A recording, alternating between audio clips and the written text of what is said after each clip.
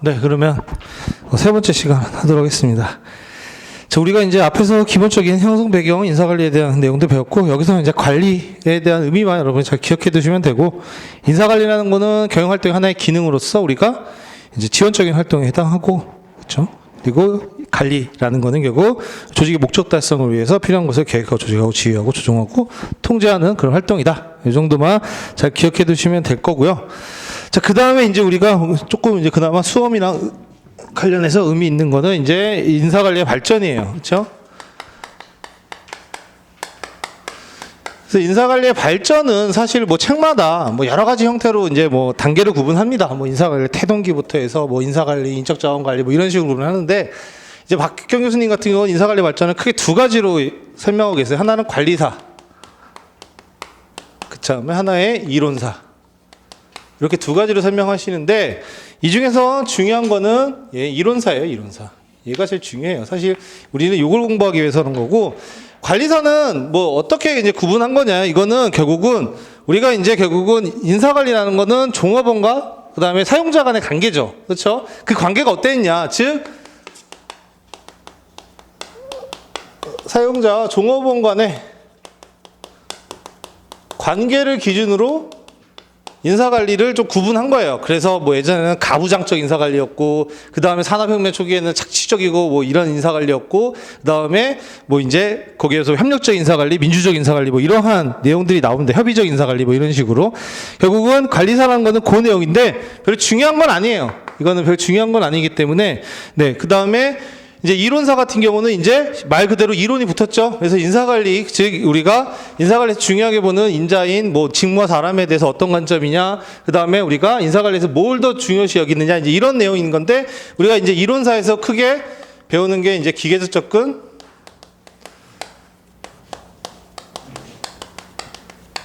인간관계적 접근, 그 다음에 이제 전략적 접근입니다. 그래서 요 흐름인데 요게 이제 오늘의 메인 이벤트고 이건 이제 시험에도 간혹 나와요. 근데 이제 나오기도 하는데 시험에 나와서 중요한 게 아니라 이거 자체를 이해하는 게 중요합니다. 여러분이 보면은 그 우리가 그 주제별로 기출된 거 있죠. 기출 문제 드린 거 있죠. 아니면 뭐 기출문제 그냥 연도별로 돼 있는 것도 보셔도 되는데 2018년도에도 출제가 되고 뭐 재작년에도 작년에도 출제됐던 건데 그 주제별로 이렇게 묶어놓은 거 보시면 이론적 기초라고 돼 있어가지고 거기에서 출제된 걸 보시면 4가지 정도가 있는데 마지막 세 번째, 네 번째 거 보시면 이제 이론적인 기초, 특히 이론사에 대한 내용이 요 이제 출제가 된 거예요. 그래서 과학적 관리론, 이게 이제 우리가 기계적 접근에 대한 내용이에요. 그렇죠? 출제 기출문제 보시면 그 다음에 뭐 호선 연구 얘기 나오죠. 인간관계론. 이게 바로 이제 이런 이론사에 대한 내용인 거고 요 27회에 나왔던 이 문제가 이러한 이론사를 전반적으로 물어보는 문제였어요. 얘랑 얘의 흐름, 그 다음에 얘랑 관계, 내용 이런 것들을 전반적으로 물어본 문제였습니다. 그렇죠? 그렇기 때문에 뭐 이제 다시 이런 호선 연구나 이런 것들을 물어보는 식으로 나오기는 어려워요. 이거는 그냥 아냐 모르느냐 뭐 이런 거고 여기서 특별히 여러분이 뭔가 대단히 뭐 새로운 거를 넣을 수는 없어요. 왜냐면 이론적인 내용인 거니까 이건 역사적으로 있는 거잖아요. 그렇죠? 여기서 이제 조금 뭐 그런 시사점이나 혹은 뭐 이제 공헌이나 이런 걸 쓸 때 조금 다를 수는 있겠지만 크게 여기서는 여러분이 뭐 이렇게 여러분의 뭐 차별화된 뭐 이런 것들을 쓰기는 어려웠던 문제였습니다. 근데 이걸 이제 직접적으로 물어본 거고 그리고 이제 30회에 또 전략적 인적 자원 관리를 물어봤어요. 그렇죠? 전략적 인적 자원 관리는 뭐 우리가 그 이슈 측면에서도 볼 수 있지만 이런 전략적 접근이라는 이론적인 사회에서도 얘기를 할 수 있는 건데 전략적 인적 자원 관리와 관련해서 자원 기반 관점에 대한 내용들 그 다음에 우리가 이러한 SHRM 그러니까 전략적 인적 자원 관리 관점화에서 인사부서의 역할은 어떻게 돼야 되느냐 이제 이런 것들을 물어보는 문제가 최근에 출제됐었습니다. 그렇죠? 그렇기 때문에 이제 뭐 이론적 기초에 대한 것들을 물어보는 문제가 뭐 당분간 나오기는 어렵지만 누누이 말씀드렸듯이 기본적으로 이거는 베이직이에요. 그러니까 여러분의 기초. 그렇죠? 그렇기 때문에 그렇다고 소홀히 하시면 안 되는 부분입니다. 왜냐하면 여기 있는 내용들이 뒤에 연결되는 것들이 좀 있어요. 무슨 말이냐면 이런 이론사와 맥락에 닿아서 직무 설계에 또 나옵니다.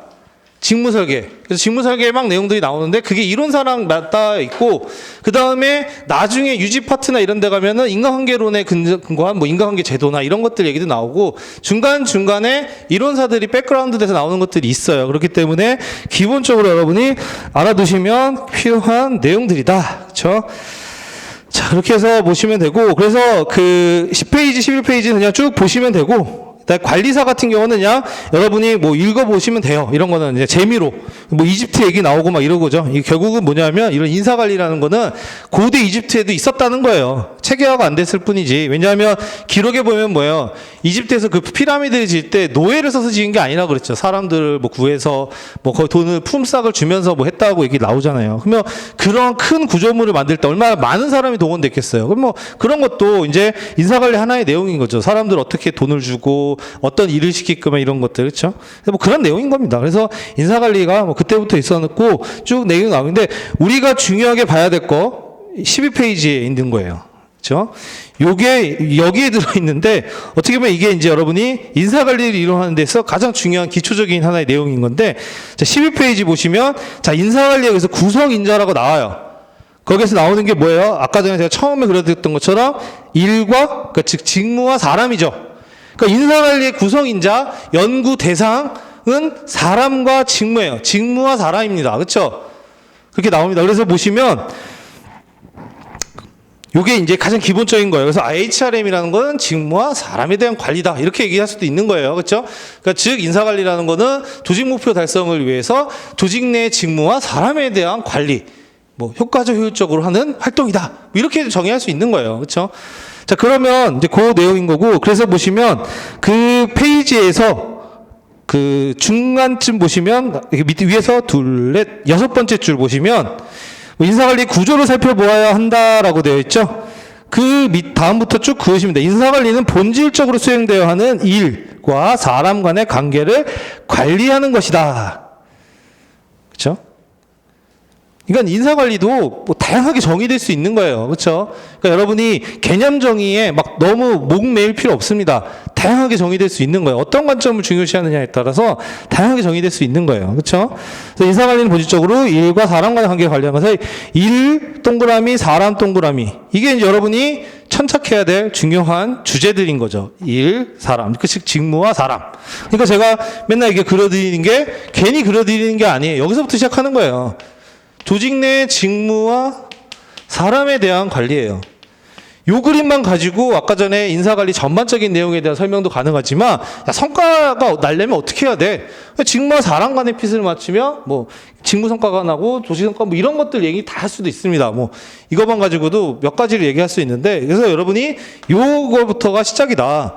그래서 인사관리를 본질적으로 얘기하고 쭉 그래서 인사관리는 그 다음 페이지 인사관리는 기업 경영을 위해 수행하여야 되는 일이 존재할 때 그렇죠. 이 일이 직무가 먼저 존재한다는 거예요. 그렇죠. 존재할 때 일을 수행한 사람을 고용한다 그랬어요. 이거 자체가 뭐예요? 직무 중심의 인사관리인 거예요. 야 우수한 애들 먼저 뽑은 다음에 교육시켜서 걔네들한테 맞는 거 시켜 이런 개념이 아니라 우리 조직 내에는 직무가 먼저 필요하고 또 등장하고 그 직무에 필요한 사람 즉 이 말은 다른 말로 하면 뭐예요? 직무에 가장 적합한 사람을 뽑아야 된다는 거죠. 그러니까 핏을 맞춰야 된다는 거예요, 직무. 자, 직무라는 거를 기준으로 잡고 인사관리라는 거는 이게 먼저 조직 내에서 객관적으로 존재하는 거잖아요. 일이라는 거는 뭐 그런 뭐 주관적 감정이 배제되고 객관적으로 조직 내에 뭐 격리일, 뭐 예를 들어서 인사일, 뭐 이런 식으로 직무가 있단 말이에요. 그렇죠? 그런 직무가 있는 거고 그 직무를 해야 조직이 돌아가는 거겠죠. 그렇죠? 그러면 그 직무를 가장 잘할 수 있는 사람을 뽑아서 앉히면 심플한 거죠. 이 직무를 가장 잘할 수 있는 사람을 앉히면 어때요? 잘할 수 있다는 게 어떤 의미냐면 인사 직무를 하기 위한 지식이라든가 뭐 기술이라든가 뭐 예를 들어서 이런 직무를 하기 위한 이게 그런 것들 갖춘 사람이고 그렇죠. 그리고 이 직무를 하고 싶어하는 그러한 동기부여가 되어 있는 사람이라 그러면 갖다가 뽑아서 앉히면 어때요? 이 직무 자기가 하고 싶었던 직무 거기에 필요한 뭐 기술이나 이런 거 다 갖고 있어. 그러면 적합성이 맞으니까 이 사람이 이 일을 잘할 수밖에 없겠죠. 그렇죠? 잘하겠죠. 그렇죠? 그러면 이 사람이 이 직무에 만족하고 자신이 가진 기술이나 역량이나 이런 것들 활용해서 직무를 잘 수행하면 뭐예요? 그 직무에서 성과가 나겠죠. 그러니까 좋은 성과가 나겠죠. 그러면 그러한 사람들이 여기 A라는 직무, B라는 직무, C라는 직무라는 사람들 다 이런 식으로 적합성을 맞췄다 그러면 각자가 성과를 내면 조직 전체에서 보면 어떻겠어요? 전사 성과가 좋아질 수 있겠죠. 그렇죠? 그게 바로 이런 직무 중심의 인사관리의 기본적인 컨셉이에요. 쉽게 말하면. 그렇죠?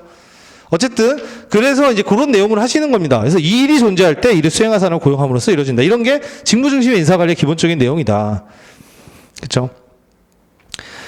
그래서 직무를 수행할 수 있는 것은 결국 사람이 아니고 기계만이 가능할 때 이것은 인사관리 현상이 나타나지도 왜 사람에 대한 것들 배제하기 때문에 이런 거는 인사관리가 이제 나타나지 않는다는 거죠. 그렇죠? 그리고 이제 그거는 그냥 넘어가시고 그 다음 단락이 중요해요. 그렇죠? 특히 이제 먼저 그 왼쪽에 자그만 글씨에다가 여러분이 형광펜이나 이런 것들 좀 해놓으세요.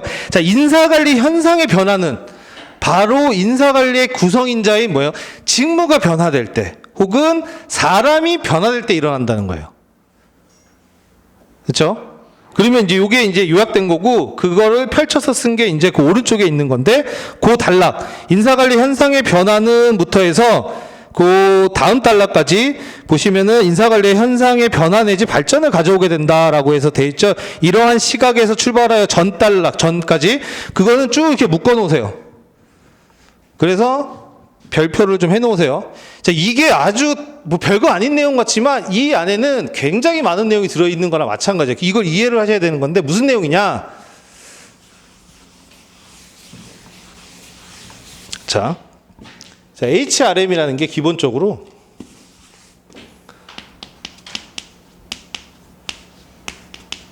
직무와 사람에 대한 관리란 말이죠.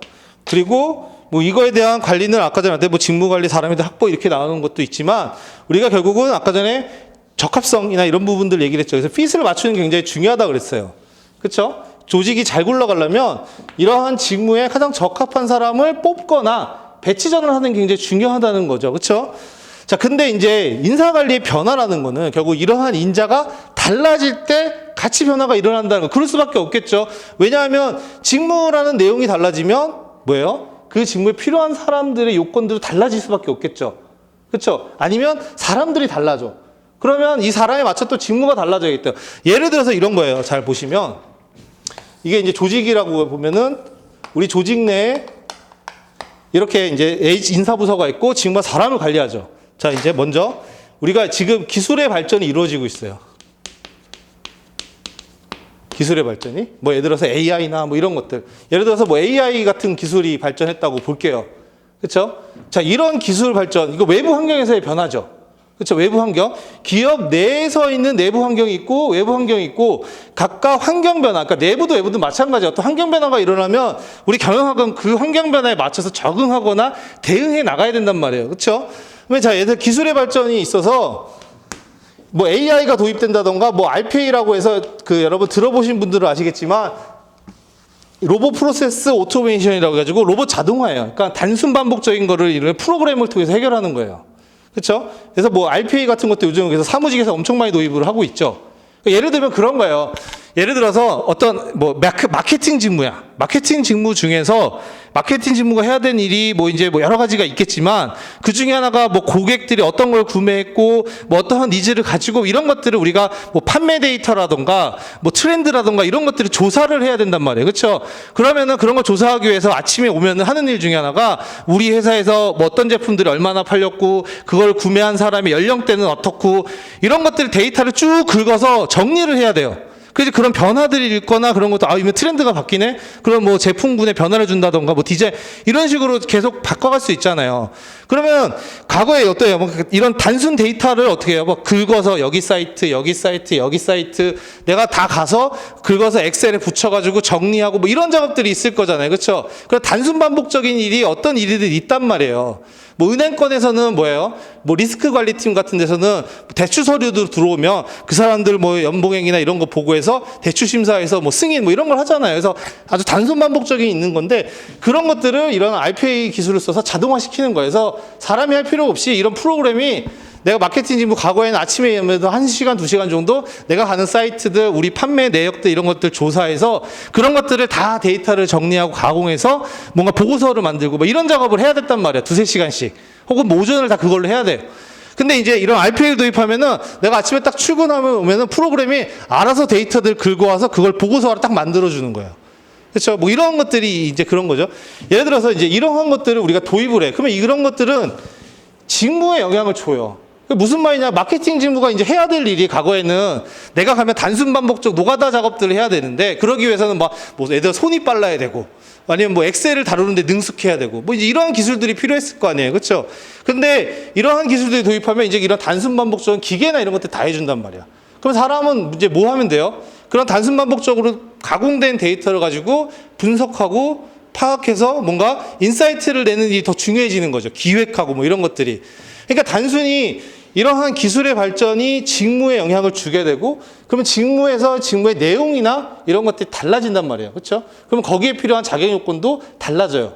그래서 예전에는 뭐 마케팅 뭐 직무에서 이제 과거보다는 더 이제 뭐 분석적이고 뭐 이제 그러한 인사이트 있는 그런 경험이 있는지 뭐 그런 프로젝트를 했는지 뭐 이런 것들이 더 중요해질 수 있잖아요. 그러면 이런 직무가 달라지면 이 직무에서 필요로 하는 조건들이 달라지니까 뽑아야 되는 사람도 달라지는 거죠. 이런 식으로 이루어진단 말이에요. 그러면 전반적으로 예를 들어서 이렇게 직무가 달라지면 여기 직무가 변화된 거에 따라서 뽑아야 될 사람들이 달라지니까 채용에 대한 특히 확보에 대한 내용들이 달라지는 거고 그 다음에 인사평가에서 평가해야 될 기준들이 달라지는 거죠. 예전에는 뭐 예를 들어서 이런 뭐 단순 자료들을 얼마나 정확하고 뭐 빠르게 수집하는가 뭐 오류 없이 하는가 뭐 이런 것들이 중요한 평가 지표였다면 지금은 이제 그런 게 될 수는 없는 거죠. 이건 기계가 다 하니까. 그렇죠? 이런 식으로 평가 달라지고 뭐 인사관리에 다 전반적 영향을 준단 말이에요. 그렇죠? 이런 식으로 직무에 그러니까 영향을 주고 변화될 때 인사관리가 달라지고 그 다음에 이제 두 번째로 하나 이런 거 있죠. 요즘 여러분 뭐예요? 제 MZ세대 혹은 뭐 사회 가치관의 변화라고 우리가 내기도 해요. 자, 이거는 뭐예요? 사람이 달라지는 거예요, 이거는.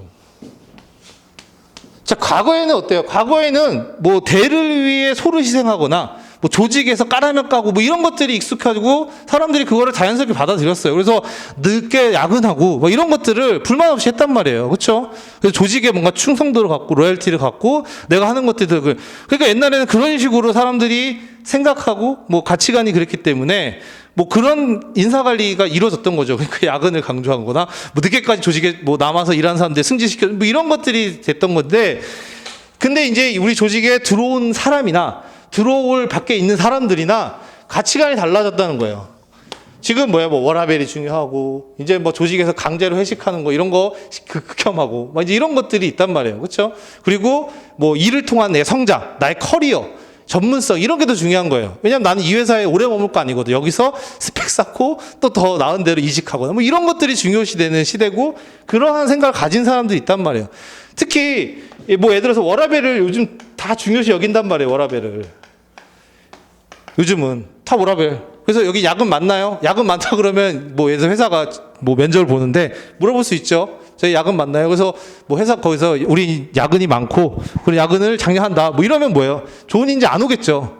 그러니까 이렇게 사람들의 사고방식이 다르면 당연히 그 사람에게 어떤 맞춰야 될 직무에 대한 내용도 달라질 필요가 있죠. 이런 직무에는 단순히 뭐 직무의 내용이나 권한과 책임도 있겠지만 근로 시간에 대한 측면도 있어요. 그러니까 직무 설계, 우리가 근무 시간 설계도 있죠. 쉽게 말하면 근무 시간을 고정적으로 할 거냐, 유연근무제에서 탄력적으로 적용할 거냐, 뭐 이런 것들. 만약에 이런 우리 조직 내 사람이나 이렇게 뽑아야 될 사람들이 이러한 가치관을 가지고 이게 기업을 선택하는 데 굉장히 중요하다. 그러면 직무가 어떻게 돼야 돼요? 야, 우리 이제 고정 시간 아니야. 우리 유연근무제 하니까 네가 출근할 때 뭐 9시부터 11시 사이에 출근해서 8시간 일하고 퇴근하거나 뭐 휴가 뭐 이런 식의 이제 내용들이 제도적으로 변화가 필요하죠. 그렇죠? 그러면은 당연히 여기에 있는 뽑는 사람에 대한 내용들뿐만 아니라 뭐 거기에 대한 평가 기준을 또 달라질 수밖에 없는 거고 그다음에 뭐 보상이나 이런 것도 다 계속 다 맞춰서 돌아갈 수밖에 없는 거예요. 그렇죠? 즉 이런 식으로 직무냐 사람이냐에 영향을 어떻게 주느냐에 따라서 인사관리의 뒷단에 있는 것들. 그러니까 직무가 이렇게 달라지니까 직무관리에서 직무 설계는 어떻게 해야 되고, 뭐 직무 분석이나 직무 평가의 내용은 어떻게 달라져야 되고, 특히 뭐 직무가 이렇게 달라지니까 뭐 사람이 필요한 사람들에 대한 요건들에 따라서 뭐 확보, 특히 이제 뭐 예를 들어서 선발을 어떻게 할 거며, 선발의 기준은 뭘로 할 거며, 모집은 어떻게 할 거며, 그다음에 보상은 어떻게 하고 평가는 이런 식으로 다 연쇄적으로 달라질 수밖에 없는 거죠. 그렇죠? 그래서 결국은 그 내용이 이렇게 나오는 거예요. 그래서 실제로 문제에서 나오는 게 뭐예요? 이제 여러분이 환경 변화 이슈라는 것들을 우리가 따지고 보면은 결국은 이렇게 단순화시킬 수 있어요. 어떤 이슈들은 이렇게 직무에 영향을 줌으로써 인사관리에 변화를 가져오게 하는 것들이 있고, 어떤 것들은 이렇게 사람이 달라짐으로써 인사관리에 변화를 가져오게 하는 것들이 있어요. 그게 이제 환경 변화에서 우리가 배우는 내용들이에요. 그렇죠? 그러니까는 지금 단순하게 직무가 이렇게 달라지니까 예를 들어서 뭐 기술의 발전이다, RPA다 이런 것들이 도입되면 인사관리에 적합한 인적자원관리 방안은 어떻게 해야 되는가, 이런 것들이 이제 50점짜리 문제로 튀어나오는 거죠. 얘는 직무에 영향을 주고, 그러면 직무에 이러한 것들이 도입되면은 예를 들어서 이러한 직무에 어떤 특징이 생겨나고 어떤 변화가 생겨난다. 그럼 그런 변화에 맞춰서 뭐 뽑아야 되는 선발에 대한 기준이나 모집 방법이나 뭐 평가 방법이나 이런 것들이 뭐 이렇게 달라져야 된다. 논리적으로 이런 식으로 흐름이 가는 거죠. 반대로 문제가 이렇게 나올 수도 있죠. 최근에 MZ세대에 이런 특징이 있다. 워라밸을 중시하고 뭐 일을 통한 성장이나 뭐 이제 뭐 그 본인의 전문성을 중시하는 그러한 특징을 가진 구성원들이 증가하고 있다. 그럼 이런 구성원들을 효과적으로 활용하기 위한 인적자원관리 방안에 대해서 설계하시오. 이게 이제 50점짜리 문제인 거예요. 그러면 이거는 결국 사람에 대한 변화인 거고. 그러면서 이제 이게 50점짜리 문제들이 이런 식으로 구성이 되는 거죠. 즉, 우리가 이제 환경 변화에서 이제 많은 것들을 나중에 지금 이제 여기에 나오는 거 대표적인 거고, 뭐 이슈나 트렌드들이 다 대부분 그런 거예요. 그렇죠? 그러면 이런 것들이 결국은 왜 중요시 하느냐. 결국은 이렇게 인사관리 중요한 인자들의 영향을 주고 이 기반들의 영향이 달라지니까. 그러면 뒷단에 있는 이거에 따라오는 각각 관리적인 측면에서 직무관리, 사람에 대한 합계평 보유방들이 어떻게 돼요? 맞물려서 달라질 수밖에 없는 거죠. 거기에 맞춰서. 그렇죠? 그렇게 보시면 돼요. 그래서 그 내용을 이제 이렇게 설명하고 있는 거예요. 즉, 그래서 또 보시면 인사관리 현상의 변화. 그러니까 이런 게 이제 변화가, 이런 거 이제 50점짜리를 물어보는 거예요, 교수님들이. 자, 이러한 변화가, 이제 이러한 내용들이 있다, 이슈가 있다. 그럼 인사관리 어떻게 변하느냐, 이제 이런 걸 물어보는 거죠. 즉, 인사관리 현상의 변화는 바로 인사관리 구성인자인 직무가 변화될 때, 혹은 사람이 변화될 때 일어난다. 그렇죠? 직무가 변화된다는 것은, 내용이 변화된다는 것은 우선 생산기술의 발전에 직무 구조가 변화되고, 그렇죠? 일을 수행해야 되는 사람의 기능 내지 능력의 변화됨을 요구한다. 그래서 이런 부분들은 대표적으로 우리가 4차 산업혁명, 이렇게 하나 적어 놓으시면 돼요. 그러니까 직무 내용이 변한다라는 거. 대표적으로 우리가 환경 변화 측면에서 우리가 나중에 배울 것들 중에서 4차 산업혁명. 그래서 뭐 기술의 발전, 뭐 이런 것들이 이런 직무 내용의 변화에 굉장히 영향을 미치고, 특히 오늘날엔 더 중요해요. 그러니까 여러분이 피부로 느끼실 수 있는 게, 예전에 우리가 식당에 가면은 뭐예요? 이제 사람들이 하는, 이제 뭐에 서빙을 하는 사람들의 할 수 있는 직무 중에 내용이 뭐 있어요? 주문 받는 것들이 있었는데, 지금은 어때요? 키오스크 같은 것들이 들어왔죠. 그래서 이제는 주문 뭐 어떻게 해요?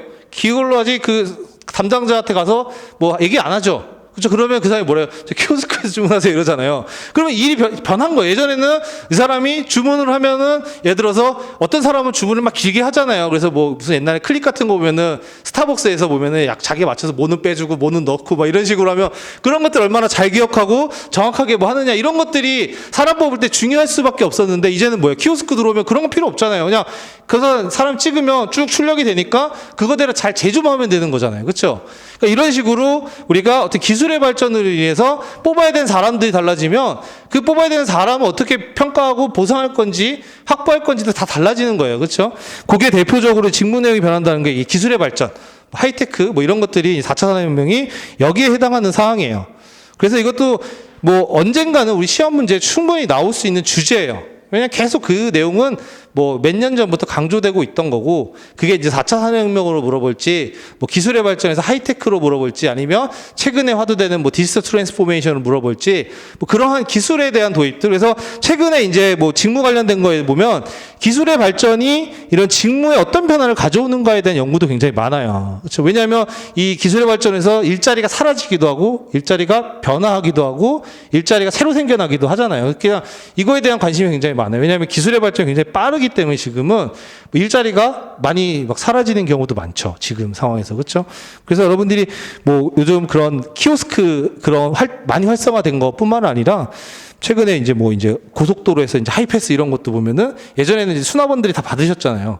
그게 이제 다 기술의 발전은 어떻게 됐어요? 그 사람들이 잘 다 사라졌죠. 그렇죠? 이런 식으로 우리가 많은 영향을 미친다. 그게 이제 하나의 내용인 거고, 그 다음에 뭐예요? 또 사람이 변하는 것도 있어요. 그래서 인사관리 현상의 변화는 뭐 기술의 발전을 통한 직무 구조의 변화뿐만 아니라 뭐예요? 직무를 수행하는 사람의 변화될 경우에도 일어난다는 거죠. 그래서 보시면 거기에 뭐 관리자의 의식 변화, 뭐 직무에 대한 기대 변화, 뭐 거기에 근무 시간에 대한 기대, 급여 수준의 기대 등등 이런 것들도 당연히 인사관리에 영향을 미칩니다. 여기에 대표적인 게 뭐 MZ세대 혹은 뭐 사회 가치관의 변화 뭐 이런 것들이라고 보시면 돼요. 그러니까 예전과 가치관이 완전히 달라졌잖아요. 그렇죠?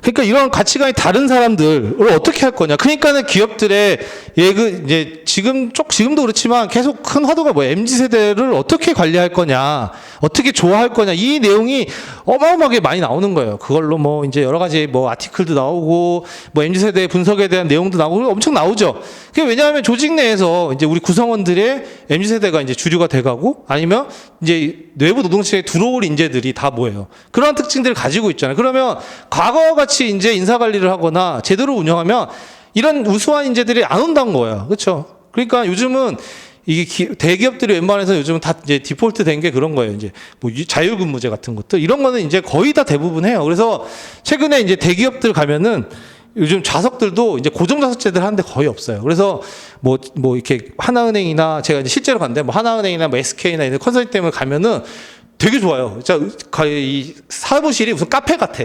되게 좋아요. 그리고 고정좌석제가 아니에요. 그래서 자기가 오늘 와서 내가 뭐 이렇게 자기 표가 있어요. 이렇게 이제 그 스크린 같은 데 어디 좌석에 앉겠다 체크해서 거기 가서 이제 일을 하고 퇴근하고 뭐 이런 구조예요. 그렇죠? 그러니까 이제 그런 게 왜 그래요? 왜 변화한 거예요?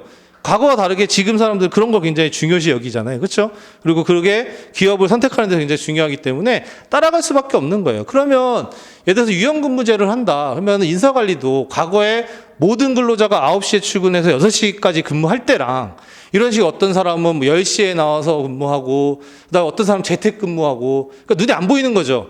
이러면 과거와 같은 방식으로 인사관리를 할 수가 없겠죠. 그럼 거기에 맞춰서 평가제도도 바꿔야 되고 보상도 어떻게 해야 될지 고민해야 되고 다 달라지는 거예요. 그렇죠? 그런 부분들이에요. 그래서 근데 이제 보면은 그런데 이제 이렇게 뭐 이제 자석제 뭐 이런 데 하는데 보면은 다 대부분 그러더라고요. 그래서 와서 보면은 팀장님이 어딘지를 이제 보고 팀장님 제일 먼데부터 찬다 그러더라고요. 그렇죠? 그래서 보통 그래서 팀장님은 그냥 뭐 그런 분들이 있어요. 그래서 그냥 자기는 고정 좌석으로 하고 있고 사람들이 아니까 그래서 그게 다 그렇다 그러더라고요. 다 그렇죠. 원래 사람들이. 그렇죠. 그래서 요즘은 뭐 대기업들 가면은 이제 그런 것들은 거의 뭐 잘 돼 있어요. 그렇죠? 그래서 이게 이제 왜냐하면 이제 그게 거스를 수 없는 흐름이기 때문에 뭐 재택근무라든가 유연근무제를 안 하고 있는 데는 거의 없습니다. 정도의 차이가 있을 뿐이지 그거 안 하면 이제 사람들이 안 와요. 그렇죠? 근데 이제 그런 재택근무도 좋아 보이지만 기업 입장에서 고민이 되게 많아요. 그렇죠? 고민이 많아요. 아무래도 이제 눈에 보이는 거랑 안 보이는 거랑 이제 성과의 차이도 눈에 많이 보이고 그다음에 인사관리가 더 어려워요. 그게 무슨 말이냐면 이것도 이제 하나 생각해 볼 건데 그러니까 여러분 그냥 가볍게 들어보세요. 예를 들어서 예전처럼 9시부터 6시까지 우리가 근무를 하면 모든 사람들 사무실 나와서 근무를 한단 말이에요. 그러면 이제 관리자 입장에서는 김대리, 이대리, 뭐 김과장 뭐 이런 사람들이 다 일을 어떻게 하는지 보이잖아요. 아예는 그래서 가깝게 이제 피드백도 할 수 있고 뭐 어쨌든 그러한 것들이 보이는데 그러니까 이제 뭐 관리자 입장에서 눈에 보이니까 이제 그런 것들을 케어할 수 있거나 이제 뭐 커뮤니케이션 할 수 있는 게 수월한데 안 보이면 어떻게 해야 돼요? 몰라요. 이제 뭐 얘기한다고 해놓고서는 진짜 일을 하는지 안 하는지 모른단 말이에요. 그렇죠? 그러면 우리가 평가할 때 할 수 있는 내용 중에 하나가 이 사람의 성과, 그러니까 결과물을 가지고 평가하는 내용도 하나가 있을 수 있고 그리고 이런 과정에서의 보이는 모습으로 평가하는 내용들이 있어요. 그게 무슨 말이냐면 성실하게 근무하는지 그렇죠? 그런 것도 평가 하나의 기준이 될 수 있는 건데 자 눈에 안 보이면 이 사람이 성실하게 근무했는지 모르죠. 그러면 결과는 뭐만 나 이제 평가할 수 있는 것 주요한 내용은 뭐가 남아요? 성과만 남는단 말이에요. 그렇죠? 그러면 결국은 얘가 일을 잘했는지 열심히 했는지는 결과물 가지고 얘기할 수밖에 없어요. 결과물이 그래서 결과물을 봤는데 결과물이 뭐가 그 기준에 미달하거나 뭐 명확하면은 이제 그거 가지고 뭐 평가를 할 수 있는 여지가 있는데 근데 우리가 결과가 명확한 직무가 있는 반면에 결과 명확하지 않은 직무들이 있죠. 대표적으로 인사나 이런 사무직은 어때요? 결과가 사실은 명확하지가 않단 말이에요. 뭐 예를 들어서 개발자나 디자이너들은 결과가 유형적이기 때문에 뭐 개발자는 코드 어떻게 짰는지 그다음에 그거를 우리가 스케줄에 맞춰 얼마나 했는지 이런 것들 명확하게 관리가 된단 말이에요. 디자이너도 마찬가지죠. 우리가 언제까지 기한 내에 하는 뭐 시안이 나오고 그 시안의 뭐 정도나 퀄리티를 보면은 얘가 얼마나 노력했는지 알 수가 있잖아요. 그렇죠? 근데 이제 그렇지 않은 일들이 되게 많단 말이에요. 그러면 이거 어떻게 평가할 거냐. 사실 이런 고민도 기업에 굉장히 많아요. 그래서 뭐 일부 기업에서는 재택근무 취소하고 이제 다 원복시키려고 하는 데도 많고, 그러니까 그런 부분들이 되게 고민들이 많습니다. 그래서 그런 게 작은 변화 같지만 인사관리 차원에서는 굉장히 많은 고민들이 뒷단에 할 수밖에 없어요. 그게 이제 이러한 영향들 때문에 그렇습니다. 그렇죠? 자, 그렇든 그런 내용들이에요. 그래서 이게 이제 여러분이 그냥 보시면은 별 내용 아닌 것 같지만, 이런 부분들이, 그러니까 결국 환경 변화 측면에서만 본다 그러면, 이 환경 변화는 직무 측면에서 영향을 이렇게 미칠 수 있구나. 그러니까 이런 부분, 우리가 뒤에서 환경 변화에 뭐 이제 뭐 인력의 다양성, 뭐 이제 근로가치관의 변화, 이런 것도 몇 가지 배우는데, 그런 내용들이, 이거는 주로 사람에 영향을 미치니까 사람이 이렇게 달라지고, 이런 달라지는 사람들에게 맞춰서 우리가 좋은 인재를 확보하고 구성원들에게 동기부여시키기 위해서는 제도를 이렇게 가져가야 돼. 이런 논리가 만들어질 수 있는 거죠. 그래서 그걸 가지고 이제 뭐 패키지처럼 인적 자원 관리를 설계하고 구성할 수가 있는 거예요. 그렇죠? 그래서 이 부분이 여러분이 이제 이해해 두시면 됩니다. 이러면서 인사관리 변화라는 게 이루어지고 50점짜리에서 묻는 게 이런 내용인 거예요. 쉽게 말하면 이런 내용인 거예요. 50점짜리에서 물어보는 게. 그러니까 이제 뭐 이런 변화에 따라서 네가 인사관리를 설계해 볼 수 있냐? 그러면 이한 거를 이렇게 구성해 볼 수 있냐? 이런 걸 물어보는 거죠. 그렇죠? 자, 그래서 요거는 여러분이 뭐 이거는 뭐 암기를 해야 되는 거 아니라 이제 이런 이해를 하시면 됩니다. 이렇게 이렇게 달라지는 거에 따라서 변화가 일어나는구나. 자, 그렇죠. 요렇게 한번 보시고, 그 다음에 이제 13페이지 이후에 나오는 거는 아까 말한 관리사처럼 사용자 종업원의 관계가 어땠냐를 기준으로 인사관리를 역사적으로 좀 구분해 본 거예요. 그래서 뭐 옛날 가내수공업 때는 어때요? 그냥 도제식이었죠? 예를 들어서 뭐 유명한 장인들 밑에 가서 거기서 뭐 숙식하면서 머슴처럼 일하면서 배우는 거잖아요. 그러니까 가부장적인 인사 제도겠죠. 그러니까 그 사람이 생사 여타권을 가지고 있는 거 아니야. 그렇죠? 도제식인 경우에는 그래서 스승이 눈 밖에 나면 어때요? 파문되고 나가버리면 자기는 완전 낙동강 오리알되는 그런 거죠. 그렇죠? 그러한 시대가 있었던 반면에 이제 산업혁명 초기에는 착취적이고 전제적인 인사관리였죠. 이 당시에는 뭐 아동노동이라던가 이런 것들, 뭐 상상할 수 없는 근로시간, 뭐 이런 것들이 있었던 시대고, 그 다음에 산업화가 어느 정도 진행되면서 협의적인 인사관리, 이제 노동권이나 이런 것들이 이제 올라오면서 협의적인 인사관리가 됐고, 그 다음에 이제 민주적인 인사관리까지 이제 뭐 이제 단계적으로 오고 있다. 이거는 그냥 그냥 보시면 돼요. 이거는 뭐 외우실 필요 없고 이해하실 필요는 특별히 없습니다. 그냥 이렇게 흘러가는구나라는 정도만 기억하시면 되고, 중요한 거는 이제 16페이지 이론사죠. 자, 이론사.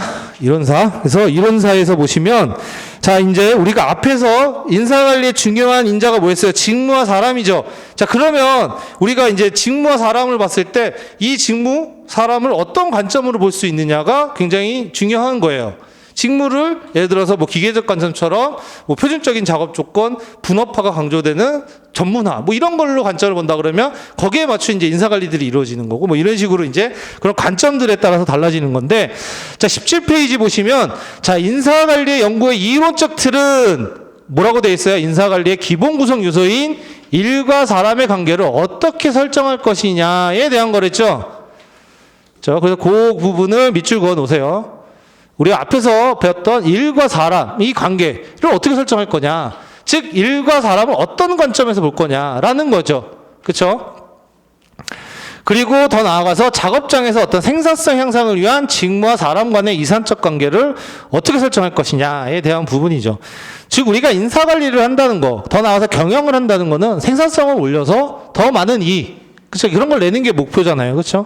그럼 이걸 하기 위해서 직무와 사람 간의 이상적인 관계를 어떻게 설정할 거냐. 이제 이런 부분들인 건데, 이거와 관련해서 이제 20세기 전반기에 성장되는 기계적 접근과 인간관계적 접근이 이제 먼저 나오죠. 그래서 생산성 향상이라는 인사관리의 목적에 도달하기 위해서 서로 다른 길 혹은 각각 길을 제시해 주었다.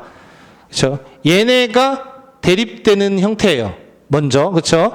기계적 접근, 인간관계죠. 그 다음에 뭐가 나오냐면 이제 환경 변화가 엄청나게 이루어진 이후에 이제 70년대 이후, 뭐 80년대 이후부터 기업의 치열한 경쟁 상황이 등등등 나오면서 이제는 우리가 가진 자원을 최대한 목적 지향적, 그러니까 쉽게 말하면 목적 달성을 위해서 이걸 어떻게 효과적으로 쓰느냐, 효율적으로 쓰느냐, 이게 더 중요해진 거죠.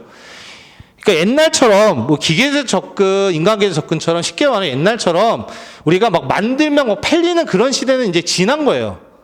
그렇죠? 요즘은 당연히 그런 시대가 아니죠.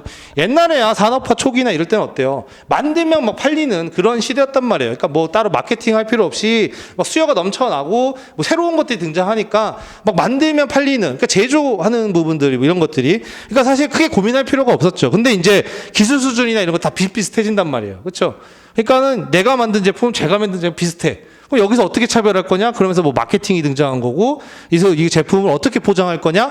뭐 이런 것들이 등장하면서 더 나은 기술을 개발하기 위해서 뭐 R&D가 들어오고, 뭐 이런 식으로 이제 달라지는 거죠. 근데 더 이런 경영 환경들이 어떻게 돼? 지금은 글로벌적으로 엄청 치열하죠. 그러니까 이러한 상황에서 기업이 살아남고 지속적인 성장을 하기 위해서는 이제 전략이라는 개념들이 들어오기 시작하는 거예요. 이제는 이 전쟁터야. 이제는 전쟁이야. 총성 없는 전쟁이니까 여기서 이기기 위해서는 이제 전략 이런 거. 전략은 원래 어디서 나온 거예요? 전쟁에서 나온 거잖아요. 그렇죠?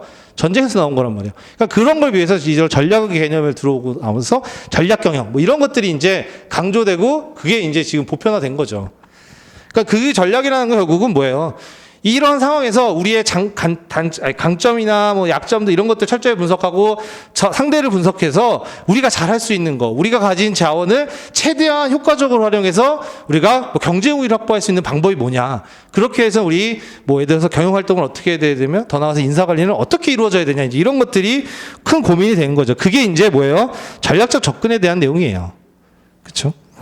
그래서 이제 크게 보면은 여기 지웠는데, 자, 이제 이거를 설명해 볼게요. 그래서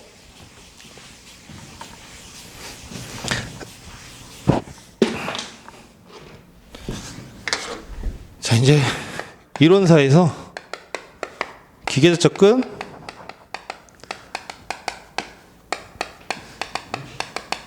인간관계적 접근, 그 다음에 이제 전략적 접근이죠. 뭐 박경 교수님 책 보면 노동 뭐 지향적 접근이 있어요. 그거는 그냥 가볍게 보시면 됩니다. 박경 교수님이 독일에서 공부하셨거든요. 그럼 노동 지향적 접근은 그냥 독일이나 이런 데서 이제 대륙 쪽에서 이제 나오는 내용이에요. 근데 사실은 뭐 주류는 아니에요. 사실은 보다 보면은 이 경향이 그럴 수 있어요. 그래서 그거는 박경 교수님이 그냥 그런 틀들을 설명을 해놓으신 거니까 뭐 이 흐름에 같이 궤를 넣어서 뭐 이해하실 필요는 없어요. 얘가 이제 우리 어차피 경영학은 영미예요. 미국이에요. 미국에서 이제 발전되고 거기서부터 연구되어 오기 때문에 그것만 보시면 돼요. 그래서 이 흐름이다. 자, 그러면 이제 여기서 이제 몇 가지 이 흐름은 여러분이 이제 약간 뭐 역사 이야기처럼 막 스토리적으로 좀 보시면 돼요. 왜냐하면 이제 처음에 태동되기 시작한 게 이제 기계적 접근이에요. 여기서부터가 이제 어떤 인사관리라든가 경영학이 좀 더 체계화되기 시작한 시기입니다.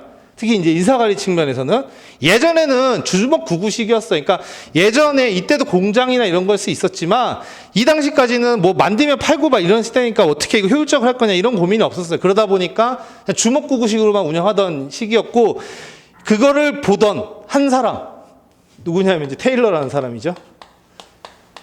이 테일러라는 사람은 이제 최강회사에서 일했던 사람이고 실제로 이제 그러한 이제 이 당시 주먹구구실이라던 거 그걸 굉장히 극혐했어요. 쉽게 말하면 이걸 어떻게 하면 좀 더 뭐 합리적으로 과학적으로 할 수 있느냐 이런 걸 고민을 해서 이 테일러라는 사람이 과학적 관리법이라는 것들을 책을 내죠. 나중에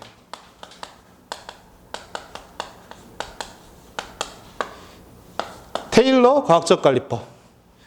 이게 기본적으로 이 기계 접근에서 있는 거예요. 이게 초기에 생긴 거고 결국 이걸 토대로 해서 기계 접근이라는 게 등장합니다. 그렇죠? 자, 그래서 이제 뭐 기계적 접근에 대한 내용도 구체적인 거 이따가 보겠지만 어쨌든 이런 기계적 접근이 하나의 이제 주류가 된 거죠.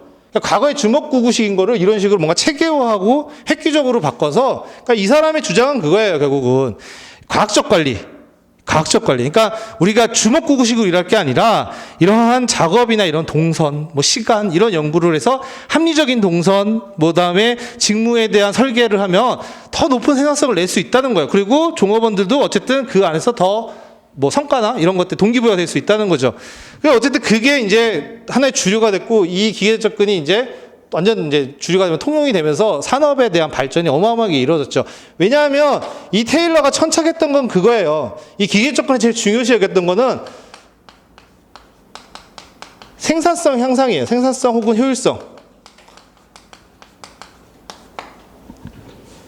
그렇죠? 생산성, 효율성 이런 거에 굉장히 천착해요. 어떻게 하면 생산성, 효율성을 올릴 것이냐.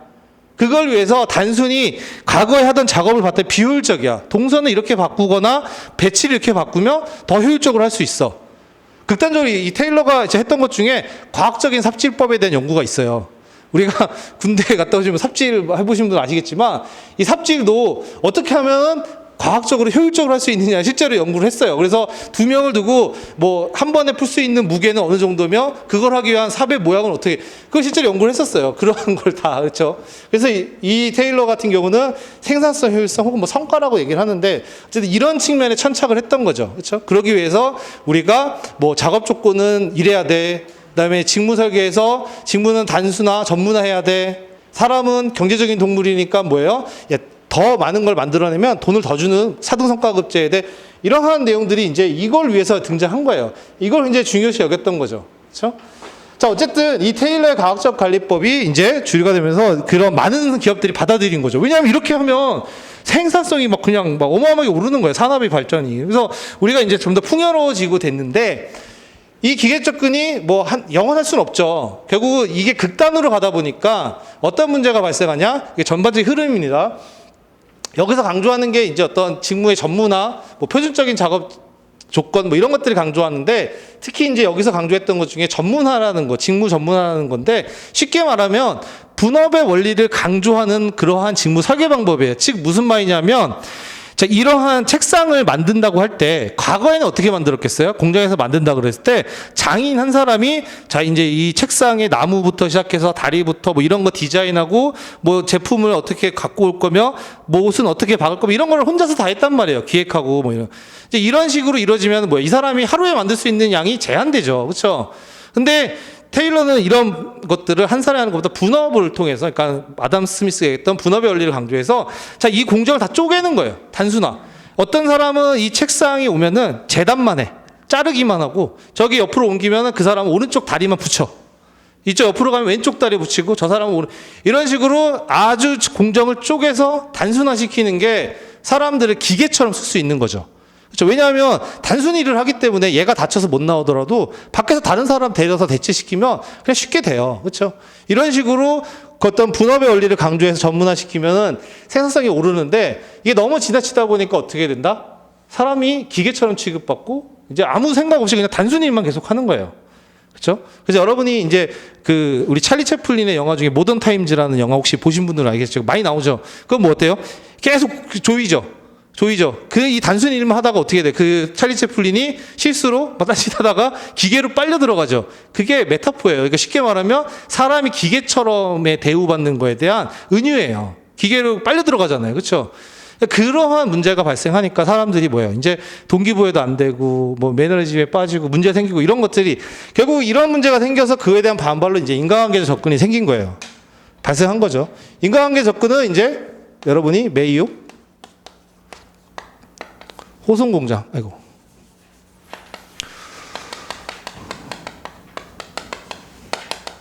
자, 실험. 요게 이제 메인이고, 자, 인간관계 접근은 말 그대로 인간이 들어와 있죠. 그쵸? 이게 뭐 어떤 차이가 있냐? 이때는 분업화 해야 된다. 효율화 해야 된다. 그러니까 직무를 쪼개고 뭐 이런 식으로. 그러니까 이 안에서 논의해 보면은 이 사람에 대한 어떤 뭐 주체, 사람이 어떠한 관점을 갖고 있고 어떠한 일에서 어떠한 관계를 맺는지 이런 거에 대한 건 다 배제되어 있단 말이에요. 그러니까 사람은 기계처럼 보는 거죠.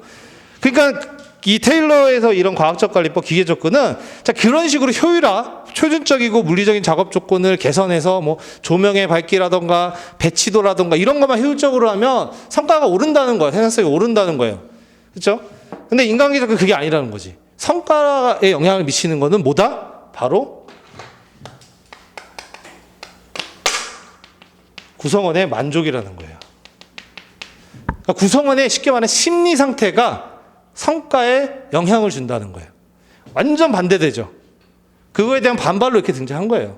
원래 사실은 이 메이어의 호송공장 실험 자체가 이런 인간관계 접근이라는 걸 찾기 위해서 시작한 게 아니에요.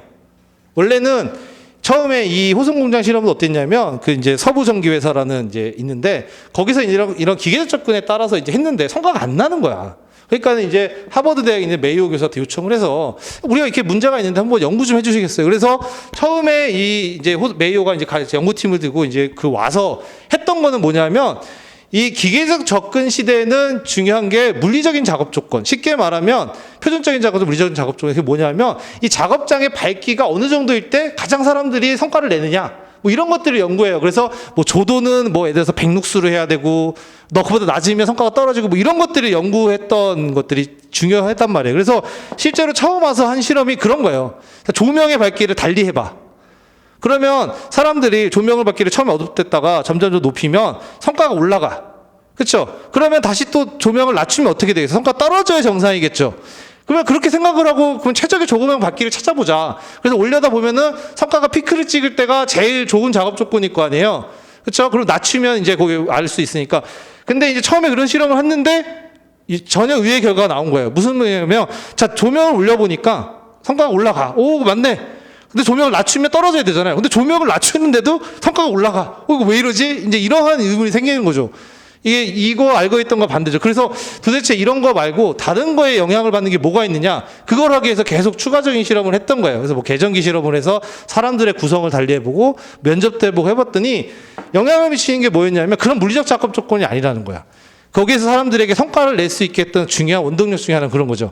이게 지금 사람들이 소문이 퍼졌어. 뭐 하버드의 유명한 그 학자가 와서 우리 연구한다더라. 그래서 지금 기업이, 회사가 우리가 만드는 거 굉장히 관심을 많이 갖고 있고, 우리를 대표로 뽑아서 우리의 거는 기대가 크다. 이런 걸 사람들이 이제 알고 있었던 거예요. 그러니까 이제 그런 걸 부응하기 위해서 뭐예요? 그런 심리적인 거잖아요. 그렇죠? 그걸 위해서 더 열심히 일하고 몰입하고 했던 거죠. 그러니까는 결국 뭐예요? 이제 그런 연구를 통해서 이제 뭐 유력한 거죠. 이때처럼 이런 물리적 작업적 이건 중요한 게 아니야. 결국 구성원들이 심리적으로 얼마나 내가 회사한테 인정을 받고 있는지, 사람들에게 뭐 기대를 받고 있는지, 그 다음에 일이 나에게 어떤 의미가 있는지 이런 것들이 더 중요하다. 그게 충족이 되면 성과가 난다는 거예요. 그러한 관점에서 이제 인간관계 접근이 등장한 거죠.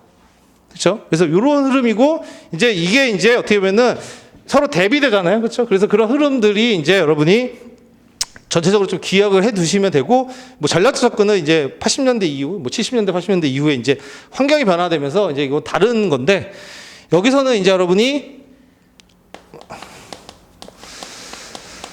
자원 기반 이론, 뭐 요거를 나중에 이제 나올 거예요. 이제 우리 시험에도 우리 작년에 나왔던 건데 RBV라고 해서 리소스 베이스드 뷰라고 해가지고 이제 이런 자원 기반 이론, 요게 이제 기본이고, 여기서는 뭐 이런 게 아니에요. 여기서는 중요한 게 뭐냐면 여기서는 조직 효과성이에요. 어떻게 하면 조직의 목표 달성을 위해서 이러한 것들을 활용할 거냐. 그래서 뭐 이런 부분들이 중요한 거예요. 그렇죠? 그래서 이제 여기서는 좀 논의가 달라요. 그렇죠? 여기서 논의가 다르고 이제 여기에 대한 것들은 나중에 전략 접근하면서 또 설명을 드릴 거고, 예로부터 시작이 된 게 뭐냐면 이제 요거 나중에 따로 이제 볼 건데, 우리가 흔히 얘기하는 이제 SHR에 전략적 인적 자원 관리에 대한 것들이 이제 여기서 이제 나오기 시작하는 거죠. 이런 전략적 접근, 즉 뭐 간단하게 얘기하면 결국은 그 이제 환경이라는 것들이 이제 글로벌 경쟁이 치열해지면서 어떤 기업은 예를 들어서 똑같은 휴대폰을 만들어도 그렇잖아요. 삼성은 성공했는데 LG는 망했죠.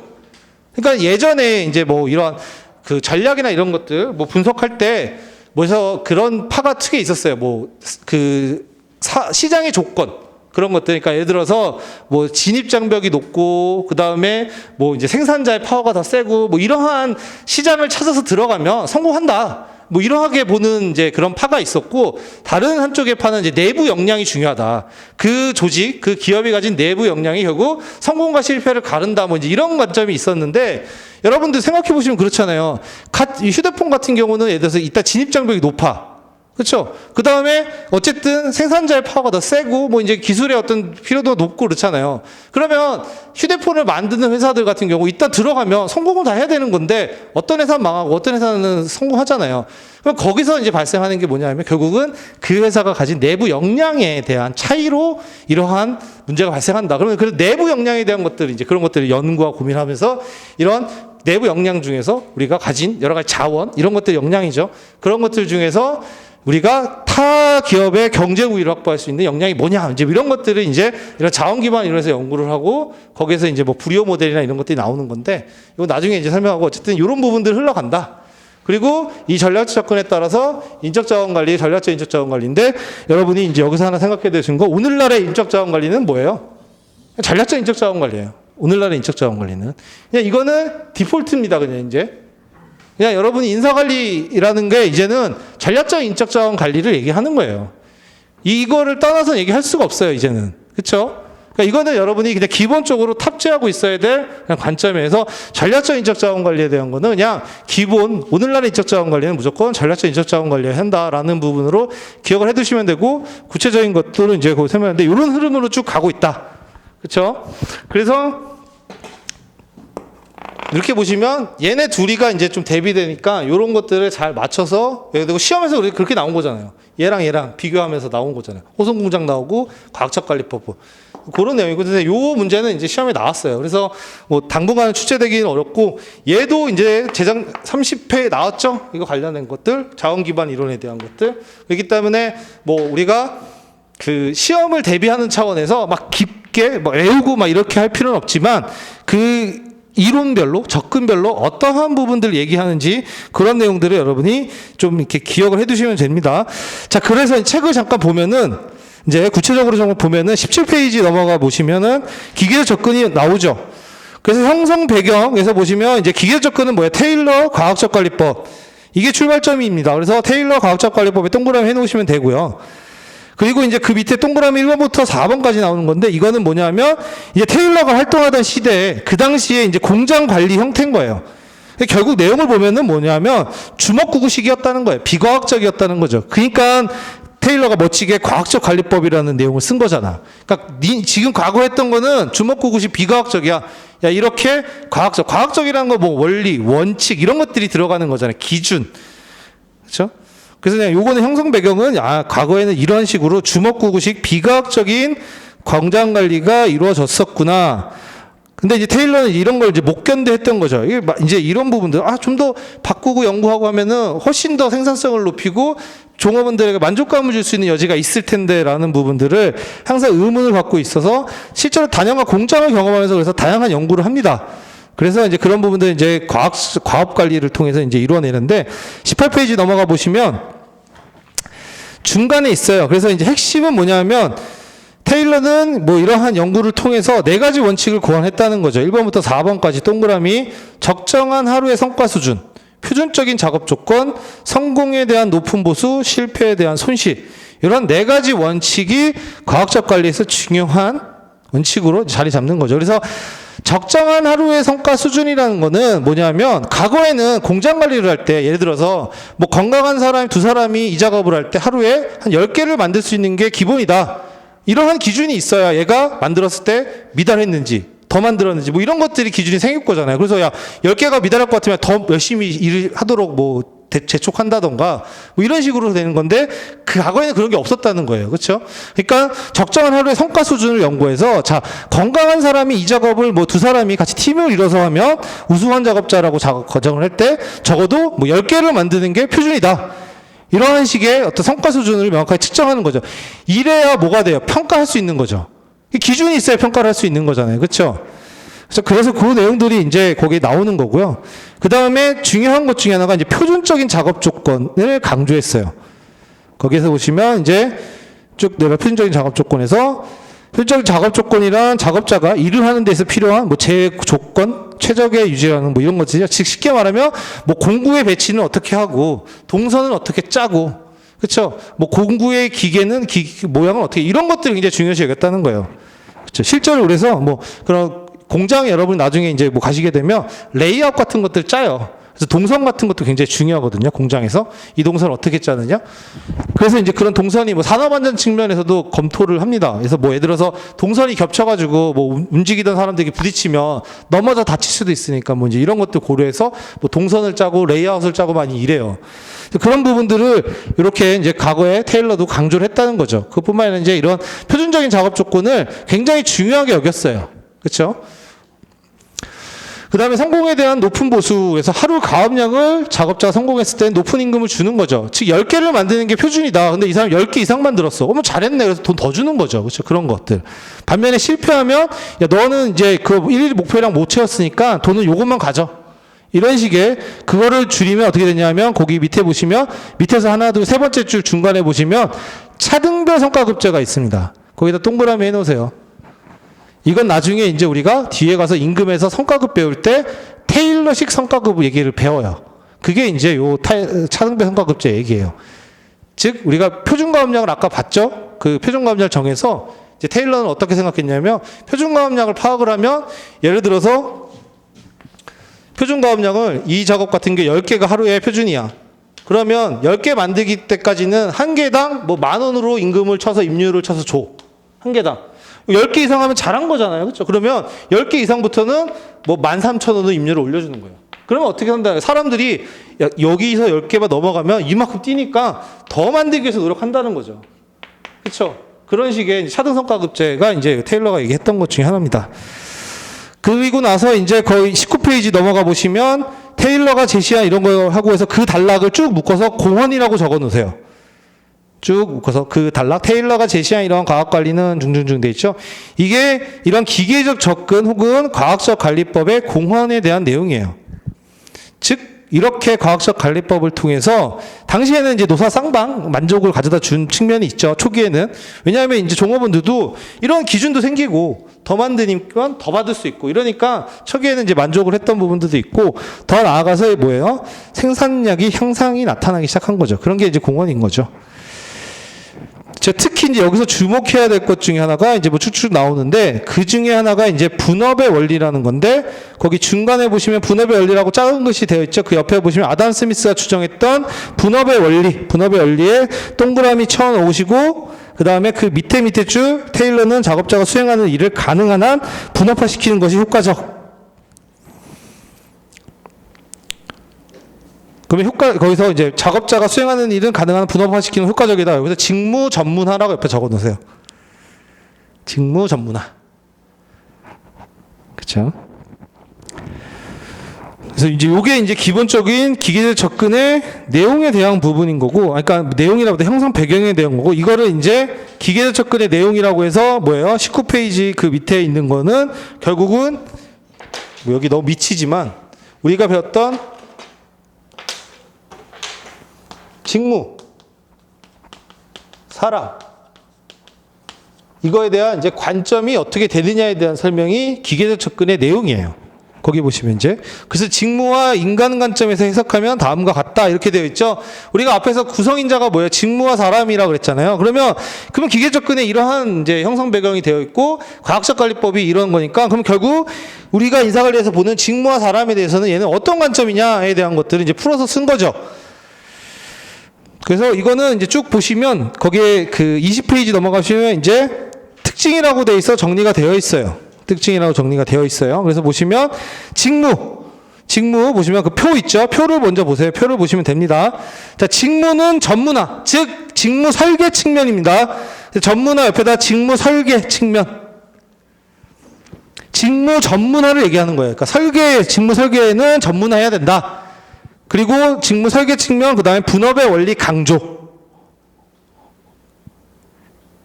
즉, 직무를 설계할 때 어떻게 한다? 전문화해야 된다는 거는 다른 말로 하면 분업을 극대화하는 게 효과적이라는 거예요.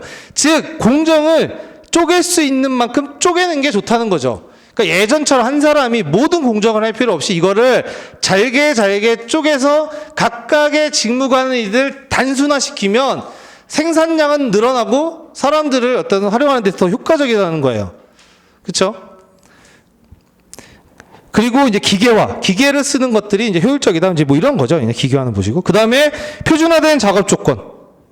그 옆에다가 물리적인 작업 조건 물리적인 작업 조건이라고도 적어 놓으세요. 그러니까 이 표준화된 작업 조건 플러스 물리적인 작업 조건은 굉장히 중요시 여겼어요. 그게 무슨 말이냐면 이 표준화된 작업 조건 안에 중요하게 보았던 게 물리적인 거예요. 뭐 조명의 밝기는 어떠냐, 뭐 이 공장 안에 온도는 몇 도가 최적이냐, 그렇죠? 뭐 이런 바닥의 뭐 넓이는 뭐 얼마가 좋으냐, 이런 것들. 그러니까 그런 물리적인 요인들을 어떻게 효율적으로 최적으로 세팅하느냐에 따라서 생산성을 더 높일 수 있다는 관점인 거죠, 그렇죠?